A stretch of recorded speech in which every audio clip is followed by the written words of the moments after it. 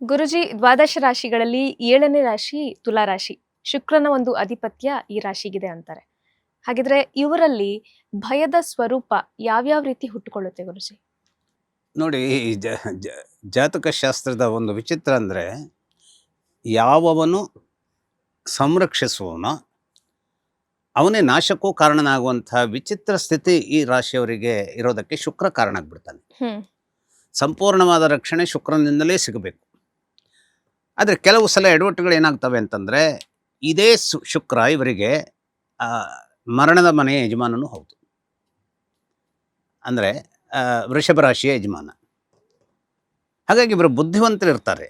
ಬುದ್ಧಿವಂತರಿದ್ದರೂ ಕೂಡ ಏನಾಗುತ್ತೆ, ಇವರಿಗೆ ತಮ್ಮ ಮೇಲೆ ಆ ಒಂದು ಕಾನ್ಫಿಡೆನ್ಸನ್ನು, ಕೆಲವರಿಗೆ ಓವರ್ ಕಾನ್ಫಿಡೆನ್ಸ್ ಹೇಗೆ ತೊಂದರೆಯೋ, ಕಾನ್ಫಿಡೆನ್ಸ್ ಕಡಿಮೆ ಆದಾಗಲೂ ಕೂಡ ಒಬ್ಬ ವ್ಯಕ್ತಿಯನ್ನು ಅದು ಏನು ಮಾಡಬಹುದು, ತೊಂದರೆಗೆ ಸಿಲುಕಿಸಬಹುದು. ಕಾನ್ಫಿಡೆನ್ಸ್ ಎಲ್ಲಿ ಎಷ್ಟು ಬೇಕು, ಹಾಗಾದರೆ ಹೇಗೆ ಬೇಕು, ಎಷ್ಟು ಬೇಕು, ಎಲ್ಲಿ ಬೇಕು, ಯಾಕೆ ಬೇಕು, ಇದನ್ನೆಲ್ಲ ತಾರ್ಕಿಕವಾಗಿ ಯೋಚಿಸುವಂತಹ ಅಥವಾ ಅದಕ್ಕಾಗಿ ಒಂದು ಕೋರ್ಸನ್ನು ಮಾಡುವಂಥದ್ದು ಎಲ್ಲೂ ಅದು ಹಾಗಾಗೋದಿಲ್ಲ. ಅಲ್ಲಿ ಎಲ್ಲಿ ಬೇಕು ಅನ್ನುವಂಥದ್ರ ಬಗೆಗಾಗಿನ ಒಂದು ಯಾರ್ಡ್ ಸ್ಟಿಕ್ಕನ್ನು ನಾವೇ ಹೊಂದಿರಬೇಕು. ಇದರ ಜೊತೆಗೆ ಶುಕ್ರನೇ ಇವರಿಗೆ ಮುಳುವಾಗುವಂತಹ ಸ್ಥಿತಿ ಇದ್ದರೆ, ಇದರ ಜೊತೆಗೆ ಇವರನ್ನು ಕಾಡುವಂಥ ಒಂದು ಸ್ಥಿತಿಗತಿಗಳು ಎಲ್ಲಿ ಬರುತ್ತೆ ಅಂತಂದರೆ, ಕೆಲಸದ ಸ್ಥಳದಲ್ಲಿ ಬರುತ್ತೆ. ಆ ಕೆಲಸದ ಸ್ಥಳದ ವಿಚಾರಗಳೇ ಇಡೀ ಒಂದು ನಮ್ಮ ಒಂದು ಮನಸ್ಸಿನ ಸಂಪೂರ್ಣವಾದಂತಹ ಸರ್ವತ್ರವಾದಂತಹ ಒಂದು ವ್ಯಾಪ್ತಿಯನ್ನು ಹೊಂದಾದ ಮೇಲೆ ಏನಾಗುತ್ತೆ, ಆಫೀಸಿನ ವಿಚಾರಗಳೇ ಮನೆಗೂ ಬರುತ್ತೆ. ಯಾವಾಗ ನೋಡಿದರೂ ಬಾಸ್ ಬಗ್ಗೆ, ಯಾವಾಗ ನೋಡಿದರೂ ತಮ್ಮ ಸಬಾರ್ಡಿನೇಟ್ಸ್ ಬಗ್ಗೆ, ಯಾವಾಗ ನೋಡಿದರೂ ನಾಳೆ ಏನಾಗಬಹುದು. ಇವತ್ತು ಜಗತ್ತು ಹೇಗಿದೆ ಅಂತಂದರೆ, they are ready to pay the money. ಕೆಲವು ಕಡೆ ಸಂಬಳವನ್ನೇ ಸರಿಯಾಗಿ ಕೊಡದೆ ಹೋದ ರೀತಿಯ ತೊಂದರೆಗಳು ಬರಬಹುದು. ಕೆಲವು ಕಡೆ ಹಾಗಲ್ಲ, ಎಷ್ಟು ನೀವು ಕೇಳ್ತೀರಿ, ಎಷ್ಟು ಡಿಮ್ಯಾಂಡ್ ಮಾಡ್ತೀರಿ, ದೇ ಆಸ್ಕ್. ಇವತ್ತು ಗ್ಲೋಬಲೈಸೇಷನ್ ಸಂದರ್ಭದಲ್ಲಿ ಹಿಂದೆಲ್ಲ ನಾವು ನಮ್ಮ ಸಂಬಳವನ್ನು ಕೇಳೋದೇ ಅದು ತಪ್ಪು ಆಗ್ಬಿಡ್ತಾ ಇತ್ತು. ಇವತ್ತು ಹಾಗಲ್ಲ. ನಾವು ಸಂಬಳ ಕಡಿಮೆ ಕೇಳಿದ್ರೆ ಅವ್ರು ನಮ್ಮನ್ನು ಏನು ಮಾಡ್ತಾರೆ, ಇವನು ಉಪಯೋಗ ಇಲ್ಲ ಅಂತ ನಿರ್ಧಾರ ತಗೊಳ್ತಾರೆ. ಹಾಗಾದರೆ ನಾವು ಕೇಳಿದ್ದೆಲ್ಲ ಕೊಡ್ತಾರೆ ಅಂತಲ್ಲ. ಸೊ ನಾವು ಕೇಳಿದ ಹಣವನ್ನು ಕೊಟ್ಟಾದ ಮೇಲೆ ಒದ್ದೆಯಾದ ಬಟ್ಟೆಯನ್ನು ಹಿಂಡಲಿಕ್ಕೆ ಅವರು ರೆಡಿ ಆಗ್ತಾರೆ. ಯಾಕೆಂದ್ರೆ ಆ ಹಣವನ್ನು ಕೊಡುವುದರ ಮೂಲಕವಾಗಿ ನಾವು ಏನಾಗಿದ್ದೇವೆ, ಬಟ್ಟೆ ನಮ್ಮದು ಒದ್ದೆ ಆಗಿದೆ, ಆ ಬಟ್ಟೆ ಹಿಂಡಬೇಕಲ್ಲ, ಅದನ್ನು ಇದು ಮಾಡಬೇಕು ಅಂತ. ಸೊ ಹಾಗಾಗಿ ನಮ್ಮ ಒಂದು ಕೆಲಸ ನಮ್ದು ಏನಾಗಿರುತ್ತೆ, ಬಟ್ಟೆಯನ್ನು ಹಿಂಡದಂತೆ ಹಿಂಡಿ ತೆಗಿತಾರೆ ನಮ್ಮ ಹತ್ರ ಕೆಲಸವನ್ನು. ಹಾಗಾದ್ರೆ ಸಂಬಳ ಒಳ್ಳೆಯದು ಕೆಟ್ಟದ್ದು? ಅಲ್ಲಿ ಆ ಹಿಂಡಲ್ಪಡುವಂಥ ಕ್ರಿಯೆಯಲ್ಲಿ ಕೆಲವು ಸಲ ಅನೇಕ ರೀತಿಯ ಟ್ರಿಕ್ಸ್ ಇರ್ತವೆ. ಕೆಲವು ಸಲ ನಾವು ಅನೇಕ ರೀತಿಯ ಹಣವನ್ನು ಜಾಸ್ತಿ ಪಡೆದಾಗಲೂ ಕೂಡ ಹಣವನ್ನು ಕೊಟ್ಟವರನ್ನು ಹಿಂಡಲಿಕ್ಕೆ ಬೇಕಾದಂತಹ ವ್ಯವಸ್ಥೆ. ಯಾಕೆಂದರೆ ಈಗ ನಾನು ಯಾವುದೋ ಒಂದು ಸಂಸ್ಥೆಗೆ, ನಾನು ಯಾವುದೋ ಒಂದು ಕಾರಣಕ್ಕಾಗಿ ಅವರಿಗೆ ಒಬ್ಬ ಅಡ್ವೈಸರ್ ಆಗಿ ಹೋಗಿದ್ದೇನೆ ಅಂತಂದರೆ, ಯಾವ ವ್ಯವಸ್ಥೆಗಾಗಿ ನಾನು ಅಡ್ವೈಸರ್ ಆಗಿ ಹೋಗಿದ್ದೇನೋ ಆ ಅಡ್ವೈಸನ್ನು ರಿಸೀವ್ ಮಾಡಿದರೆ ಮಾತ್ರ ಅವರಿಗೆ ಆ ಕೆಲಸ ನಡೆಸಬೇಕಾದಂತಹದ್ದಕ್ಕೆ ಸಾಧ್ಯತೆ ಇರುತ್ತೆ. ಇಲ್ಲದೆ ಹೋದರೆ ಅವ್ರಿಗೆ ಗೊತ್ತಿಲ್ಲ, ಅವ್ರ ಹತ್ರ ಹಣ ಇದ್ದಿರಬಹುದು. ಆ ಪ್ರಾಮಾಣಿಕತೆಯು ನನ್ನಲ್ಲಿರಬೇಕು. ನನಗೆ ಅವನು ಹಣ ಕೊಟ್ಟಿದ್ದಾನೆ, ಇವರನ್ನು ಮೇಲೆತ್ತಬೇಕು, ಇವರನ್ನು ನಾನು ಒಳ್ಳೆಯ ಸ್ಥಿತಿಗೆ ತರಬೇಕು. ಆದರೆ ಏನೂ ಗೊತ್ತಿಲ್ಲ ಅಂತ ಹೇಳೋದ್ರ ಬಗೆಗೆ ನಾನು ಅವನನ್ನು ಮಿಸ್ಲೀಡ್ ಮಾಡ್ತಾ ಹೋದರೆ, ಸರಿ, ನನಗೆ ಹಣ ಬರಬಹುದು, ಆದರೆ ಯಾವುದೋ ಒಂದು ದಿನ ಅದು ತೊಂದರೆಗೂ ಸಿಲುಕಬಹುದು. ಹಾಗಾದರೆ ಈ ವಿಚಾರವನ್ನು ನಾನು ಯಾಕೆ ಹೇಳ್ತಾ ಇದ್ದೇನೆ, ಶೋಷಣೆ ಒಳಗಾಗುವಂಥದ್ದು, ಶೋಷಣೆಗೆ ಒಳಗಾಗುವ ಮೂಲಕವಾಗಿ ಹಣ ಕೊಡುವಂಥವನೇ ಶೋಷಣೆ ಒಳಗಾಗ್ತಾನೋ, ಹಣ ಪಡೆದವನು ಶೋಷಣೆಗೆ ಒಳಪಡ್ತಾನೋ ಕೇಳಿದ್ರೆ, ಇಲ್ಲಿಯೂ ಕೂಡ ಅವರವರ ಭಯದ ಮೇಲೆ ಇದನ್ನು ಇದು ಮಾಡುವಂಥದ್ದು. ಕೆಲವರ ಭಯ ಏನು, ಈಗ ನಾನು ಲಂಚವನ್ನು ಪಡೆದರೆ ಸಿಕ್ಬಿಡ್ತೇನೆ ಅನ್ನುವಂಥ ಭಯ. ಕೆಲವರು ಲಂಚವನ್ನು ತಗೊಳ್ಳದೆ ಹೋಗಬಹುದು. ಆ ಭಯಕ್ಕಾಗಿ ಕೊಟ್ಟರೆ ಎಲ್ಲವೂ ಏನೂ ತೊಂದರೆ ಇರದಂತೆ ಲಂಚ ಬರುತ್ತೆ ಅಂತಂದರೆ ಸ್ವೀಕರಿಸಲಿಕ್ಕೆ ರೆಡಿ ಆಗುವಂಥವರು ಅನೇಕ ಜನರಿದ್ದಾರೆ. ಅವರ ಪ್ರಾಮಾಣಿಕತೆ ಏನು, ಭಯಕ್ಕಾಗಿನ ಪ್ರಾಮಾಣಿಕತೆ ಅಷ್ಟೇ. ಅದು ನಿಜಕ್ಕೂ ಪ್ರಾಮಾಣಿಕವಾಗಿರುವಂಥವ್ರದ್ದು ಒಂದು ಇದು. ಹಾಗೆ ಈ ಶುಕ್ರನ ವಿಚಾರದಲ್ಲಿ ಏನಾಗುತ್ತೆ, ಈ ಶುಕ್ರನೇ ಯಾವ ರೀತಿಯ ಪ್ರಮಾಣದ ಧೈರ್ಯವನ್ನು ಇವರಲ್ಲಿ ತುಂಬಬೇಕು ಅನ್ನುವಂಥದ್ದನ್ನು 8ನೇ ಮನೆ ಅಧಿಪತಿಯಾಗಿ ಬಳಲಿಕೆಯನ್ನು ತೋರಿಸುವಂತಹ ಸಂದರ್ಭದಲ್ಲಿ ಅನೇಕ ನಿಟ್ಟಿನ ಭಯಗಳನ್ನು ಚಂದ್ರನ ಮೂಲಕವಾಗಿ ಸ್ವೀಕರಿಸೋದಕ್ಕೆ ಈ ತುಲಾ ರಾಶಿಯವರು ಏನಾಗ್ತಾರೆ, ಬಲಿಪಶುಗಳಾಗ್ತಾರೆ. ಅದು ಪರ್ಟಿಕ್ಯುಲರ್ಲಿ ಆಫೀಸಿನ ವಿಚಾರಗಳು, ಸ್ಯಾಲ್ರಿ ಸ್ಟ್ರಕ್ಚರ್ ವಿಚಾರಗಳು, ಆಫೀಸ್ನಲ್ಲಿ ನಾವು ಕೇಳಬೇಕಾದಂತಹ ಸಂಬಳವನ್ನು ಪಡೆದಾದ ಮೇಲೂ ನಾವು ಎದುರಿಸಬೇಕಾದಂತಹ ಅಲ್ಲಿನ ನಾವು ಅದಕ್ಕೆ ಬದ್ಧರಾಗಬೇಕಾದಂತಹ ಸಂದರ್ಭದಲ್ಲಿ ನಮ್ಮ ಮೇಲೆ ನಡೆಯಬಹುದಾದ ಶೋಷಣೆಗಳು, ಅಥವಾ ನಮಗೆ ಬೇಕಾದಂತಹ ಕೆಲಸವನ್ನು ಮಾಡದೇ ಹೋದಾಗ ಬೇರೆ ಕೆಲಸ ಸಿಗೋದಿಲ್ಲ ಅನ್ನುವಂಥ ಕಾರಣಕ್ಕಾಗಿ ನಮ್ಮ ಸ್ಯಾಲ್ರಿ ಸ್ಟ್ರಕ್ಚರ್ ಸರಿಯಾಗಿ ಇರದೇ ಹೋದರೂ ಅಲ್ಲಿ ಕೆಲಸ ಮಾಡಬೇಕಾದಂತಹ ವರ್ತಮಾನವನ್ನು ನಾವು ಎದುರಿಸುವಂಥದ್ದು.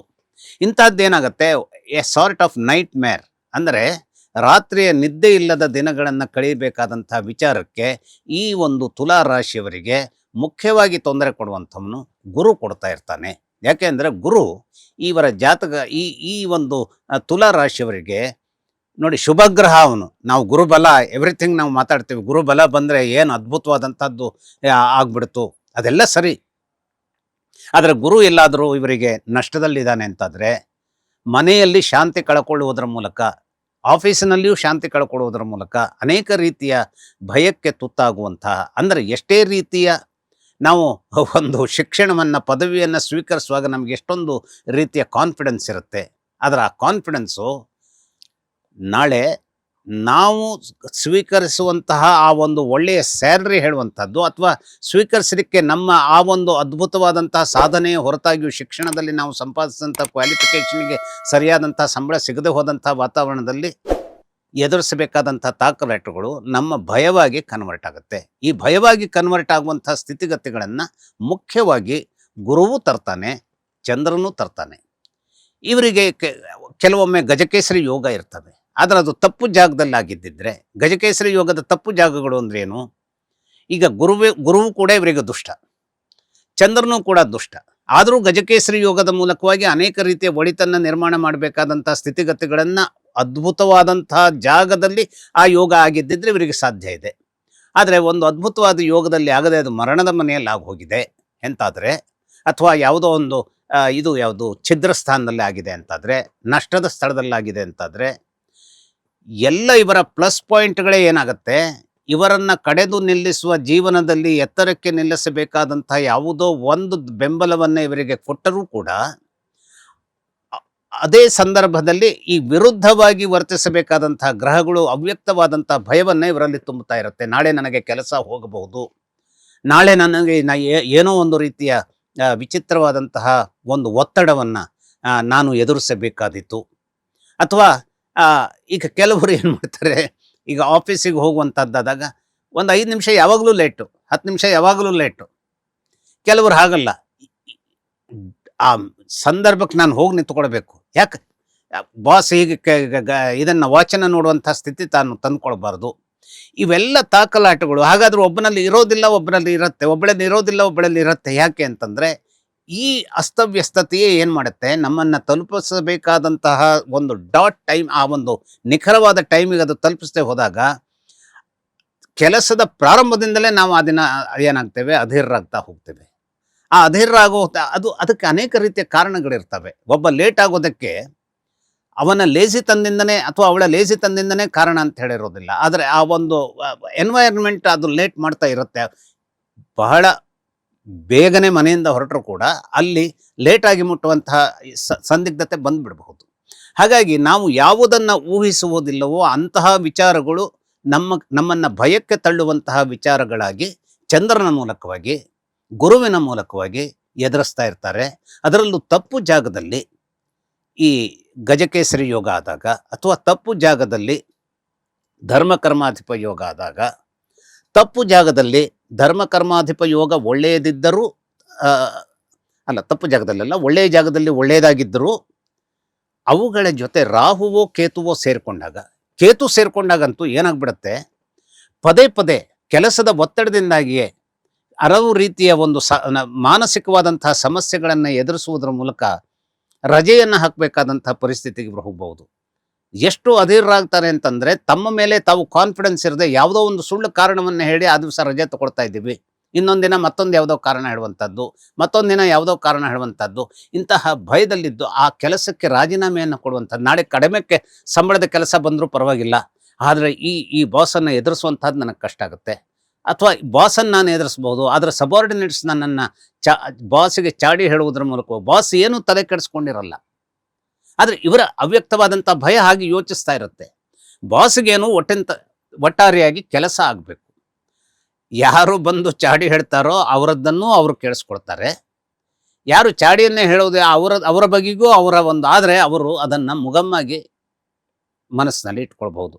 ನನ್ನ ಬಾಸ್ ನನ್ನಲ್ಲಿ ಏನನ್ನೂ ಹೇಳದೆ ಸುಮ್ಮನೆ ಮೌನವಾಗಿದ್ದಾರಲ್ಲ ಅನ್ನುವಂಥದ್ದೇ, ಓಹೋ ನನ್ನ ಬಾಸಿಗೆ ಏನೋ ಒಂದು ನನ್ನ ಕುರಿತಾಗಿ ಒಂದು ಭಾವನೆ ಅಷ್ಟಾಗಿ ಸರಿ ಇಲ್ಲ, ನಾನು ಕೆಲಸ ಕಳ್ಕೊಳ್ಬಹುದು. ಇಂತಹ ರೀತಿಯ ವಿಚಿತ್ರವಾದ ಸ್ಥಿತಿಗತಿಗಳಲ್ಲಿ ಈ ತುಲಾರಾಶಿಯವರು ಇರ್ತಾರೆ. ಯಾಕೆಂದರೆ ತುಲಾರಾಶಿಯವರು ಮುಖ್ಯವಾಗಿ ಯಾವುದನ್ನೇ ಆಗಲಿ ಲಾಭಕ್ಕೆ ತಂದು ನಿಲ್ಲಿಸಬೇಕಾದಂತಹ ಒಂದು ವಿಚಾರವಾಗಿ ಪ್ರತಿಯೊಂದು ನಿಂತುಕೊಳ್ಬೇಕು ಅನ್ನುವಂತಹ ಒಂದು ಗುಣವನ್ನು ಹೊಂದಿರ್ತಾರೆ. ಈಗ ಯಾಕೆ ಅಂತಂದರೆ ಇಲ್ಲಿ ನೋಡಿ, ಇಲ್ಲಿ ತುಲಾ ಅಂದರೆ ಏನು, ಅದು ತಕ್ಕಡಿ. ಈ ತಕ್ಕಡಿ ಅನ್ನುವಂಥದ್ದೇನು, ಯಾವ ಸಂದರ್ಭದಲ್ಲೂ ಇದು ನನಗೆ ಲಾಭಕರವಾಗಿ ನಿಲ್ಲಬೇಕು ಅಂತ ಯೋಚಿಸುವಂಥದ್ದು. ಯಾವಾಗ ನ್ಯಾಯದ ಮಾರ್ಗದಲ್ಲಿ ನಾವು ಲಾಭಕರವಾಗಿ ನಿಲ್ಲಬೇಕು ಅನ್ನುವಂಥದ್ದನ್ನು ಯೋಚಿಸ್ತೇವೋ ಸಹಜವಾಗಿ ಅದು ಒಳ್ಳೆಯದೇ. ಅದು ಆದರೆ ಆ ಸ್ಥಿತಿಗತಿಗಳು ಅನ್ಯ ಕಾರಣಗಳಿಂದಾಗಿ ಸಾಧ್ಯವಾಗದೆ ಹೋದಾಗ ನನ್ನ ಎಲ್ಲ ಪ್ಲ್ಯಾನುಗಳು ಯಾಕೆ ವಿಫಲವಾಗ್ತಾ ಇದೆ, ಯಾಕೆ ನನ್ನನ್ನು ಅಂದರೆ ನನ್ನಲ್ಲಿರಬಹುದಾದಂತಹ ಒಂದು ಅದ್ಭುತವಾದಂತಹ ಕ್ರಿಯಾಶೀಲತೆಯನ್ನು ಹೊರಗೆ ತರಲಿಕ್ಕೆ ಸಾಧ್ಯವಾಗೋದಿಲ್ಲ ಅನ್ನುವಂಥದ್ದಾಗಿ ಮಾನಸಿಕವಾಗಿ ಕುಗ್ತಾ ಹೋಗುವಂಥದ್ದನ್ನು ಇವರು ಎದುರಿಸ್ತಾ ಇರ್ತಾರೆ. ಇವರ ಫುಲ್ ಆ ಒಂದು ಶಕ್ತಿಯ ಮೂಲಕವಾಗಿ ಎಷ್ಟು ಕೆಲಸವನ್ನು ಇವರು ಹೊರಗೆ ತರಬಲ್ಲರೋ ಅಥವಾ ಒಂದು ಕಾರ್ಯವನ್ನು ಸುಸಂಬದ್ಧವಾಗಿ ಮಾಡಬಲ್ಲರೋ ಆ ಶಕ್ತಿ ಇರದೇ ಹೋದಾಗ ಯಾರು ಯಾವಾಗಲೂ 100ಕ್ಕೆ 100 ಒಂದು ವ್ಯಕ್ತಿಯಿಂದ ಒಬ್ಬನಿಂದ ಆಗತ್ತೆ ಅನ್ನುವಂಥದ್ದನ್ನು ಯಾರೂ ನಿರೀಕ್ಷಿಸಲಿಕ್ಕೆ ಸಾಧ್ಯವಾಗೋದಿಲ್ಲ. ಅದು ಎಲ್ಲರ ಬಗೆಗೂ ಇದು ಇಷ್ಟರ ಮಟ್ಟಿಗೆ ಆಗಬಹುದು ಅನ್ನುವಂಥದ್ದು ಯೋಚನೆ ಇರುತ್ತೆ. ಆದರೆ ಕೆಲವು ಪರ್ಫೆಕ್ಷನಿಸ್ಟ್ ಏನು ಮಾಡ್ತಾರೆ, ನಾನು ಏನು ಹೇಳಿದೇನೋ ಅದಕ್ಕೆ ಬದ್ಧನಾಗಿರಬೇಕು, ದಟ್ ಈಸ್ ಗುಡ್. ಆದರೆ ಆ ಪರ್ಫೆಕ್ಷನಿಸ್ಟ್ ಏನಾಗ್ತಾನೆ, ತಾನು ಹೇಳಿದ ಮಾತುಗಳನ್ನು ಸಂಪೂರ್ಣವಾದಂಥ ರೀತಿಯಲ್ಲಿ ಸಾಧಿಸಲಿಕ್ಕೆ ಸಾಧ್ಯವಾಗದೇ ಹೋದಂಥ ವೈಫಲ್ಯವನ್ನು ಎದುರಿಸುವಾಗ ಅದು 5% 75% ಅದು ಬೇರೆ. 75% ಇದ್ದರೆ ನಿಜಕ್ಕೂ ಏನೋ ಒಂದು ತೊಂದರೆನೇ. ಆದರೆ 5% ಇದ್ದಾಗ ಬೇರೆಯವರು ಅದರ ಬಗ್ಗೆ ತಲೆ ಕೆಡಿಸ್ಕೊಡಲ್ಲ. ಆದರೆ ಇವನೇ ಅಥವಾ ಇವಳೇ ಕುಗ್ತಾ ಹೋಗುವಂಥ ಒಂದು ಸಮಸ್ಯೆ ಬಂದ್ಬಿಡತ್ತೆ. ಹಾಗಾಗಿ ತುಲಾರಾಶಿಯವರು ಈ ತಕ್ಕಡಿಯಂತೆ ಮೇಲೆ ಕೆಳಗೆ ತಮ್ಮನ್ನು ಏನು ಆ ಪರಡಿಯಂತೆ ಅಸಮತೋಲನವನ್ನು ಸೃಷ್ಟಿಗೊಳಿಸುವ, ತಮ್ಮನ್ನೇ ತಾವು ಸೃಷ್ಟಿಸಿಕೊಳ್ಳುವಂಥ ಒಂದು ಸನ್ನಿವೇಶದಿಂದ ದೂರವಾದರೆ, ಯಾಕೆ ಆ ಸನ್ನಿವೇಶ ಇದಾಗುತ್ತೆ, ಮೂಲಭೂತವಾಗಿ ಇವರ ಮನೆಯ ಯಜಮಾನ ಮರಣದ ಮನೆಯ ಯಜಮಾನನೂ ಇರೋದ್ರಿಂದ. ಮರಣದ ಮನೆಯ ಯಜಮಾನ ಅಂತಂದರೆ ಬರೇ ಮರಣವನ್ನು ತರ್ತಾನೆ ಅಂತಲ್ಲ. ಮರಣದ ಮನೆಯ ಯಜಮಾನ ಅಂತಂದರೆ ಮರಣವನ್ನೂ ತರಬಹುದಾದಂಥವನು. ಆದರೆ ಅದು ಯಾವಾಗೋ, ಈಗ ನನಗೆ 20 ವರ್ಷ ಆಗಿದೆ ಅಂದರೆ ಇನ್ನು 80 ವರ್ಷದ ನಂತರ ಆ ಮರಣ ತರಬಹುದು, ಅವನು ಇವತ್ತೇ ತರ್ತಾನೆ ಅಂತ ಅದರ ಲೆಕ್ಕ ಅಲ್ಲ. ಆದರೆ ಮರಣಕ್ಕೆ ಸಮಾನವಾದಂಥ ಭಯವನ್ನು ಕೂಡ ಬಿತ್ತುಬಿಡ್ತಾನೆ. ಅದು ಆ ಸನ್ನಿವೇಶಗಳು ಎಲ್ಲಿಂದ ಬರುತ್ತೆ, ಈಗ ನಾನು ಹೇಳಿದಾಗೆ ಅದು ವಿವಿಧ ಕಾರಣಗಳಿಗಾಗಿ ಮುಖ್ಯವಾಗಿ ಇವರಿಗೆ ಬರುವಂಥದ್ದೇ ಮಂಗಳನ ಮೂಲಕವಾಗಿಯೂ ಹೌದು, ಗುರುವಿನ ಮೂಲಕವಾಗಿಯೂ ಹೌದು, ಚಂದ್ರನ ಮೂಲಕವಾಗಿಯೂ ಹೌದು. ಚಂದ್ರ ಸೈಲೆಂಟ್ ಕಿಲ್ಲರ್.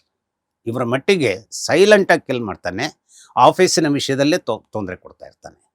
ಆಫೀಸಿನಿಂದ ಇವರು ಕೆಲಸ ಹೋಗ್ಬಿಡತ್ತೆ ಅಂತಲ್ಲ, ಆದರೆ ಆಫೀಸಿನ ವಾತಾವರಣವೇ ಒಂದು ರೀತಿಯ ಭಯದಲ್ಲಿ ಇರುವಂಥ ರೀತಿಯಲ್ಲಿ ಇವರನ್ನು ನಿಲ್ಲಿಸ್ಬಿಡತ್ತೆ. ಅಥವಾ ಯಾವುದೋ ಒಂದು ಅನುಭವ ಇವತ್ತು ಆಗ್ಬಿಡ್ಬಹುದು ಆ ಅನುಭವ ಅನ್ನುವಂಥ ಭಯವನ್ನು ಇವರಲ್ಲಿ ಬಿತ್ತುತ್ತಾ ಇರುತ್ತೆ. ಈ ರೀತಿಯಲ್ಲಿ ಇವರ ಮನೆಯ ಯಜಮಾನನೇ ಇವರಿಗೆ ದುಷ್ಟನಾಗುವಂತಹ ಒಂದು ಸೋಜಿಗ ವಿಸ್ಮಯ ನಿರ್ಮಾಣ ಆಗ್ಬಿಡ್ಬಹುದು. ಈ ತುಲಾರಾಶಿಯಲ್ಲಿ ಅವ್ಯಕ್ತ ಭಯ ಯಾವ ರೀತಿ ಕಾಡುತ್ತೆ ಮತ್ತೆ ಅದನ್ನ ಎದುರಿಸೋದು ಹೇಗೆ, ಇದರ ಬಗ್ಗೆ ಮಾಹಿತಿಯನ್ನು ತಿಳಿಸಿಕೊಟ್ರೆ ಧನ್ಯವಾದ. ನಮಸ್ಕಾರ. ಲೇಟೆಸ್ಟ್ ಹಾಗೂ ಇಂಟ್ರೆಸ್ಟಿಂಗ್ ಸುದ್ದಿಗಳಿಗಾಗಿ ಬಾಸ್ ಟಿವಿ ಕನ್ನಡ ಚಾನೆಲ್ನ ಸಬ್ಸ್ಕ್ರೈಬ್ ಮಾಡಿ, ಹಾಗೆಯೇ ಬೆಲ್ ಐಕಾನ್ ಪ್ರೆಸ್ ಮಾಡಿ. ಇದರ ಜೊತೆಗೆ ಫೇಸ್ಬುಕ್, ಇನ್ಸ್ಟಾಗ್ರಾಮ್, ಎಕ್ಸ್ ನಲ್ಲೂ ಮಿಸ್ ಮಾಡದೆ ಫಾಲೋ ಮಾಡಿ.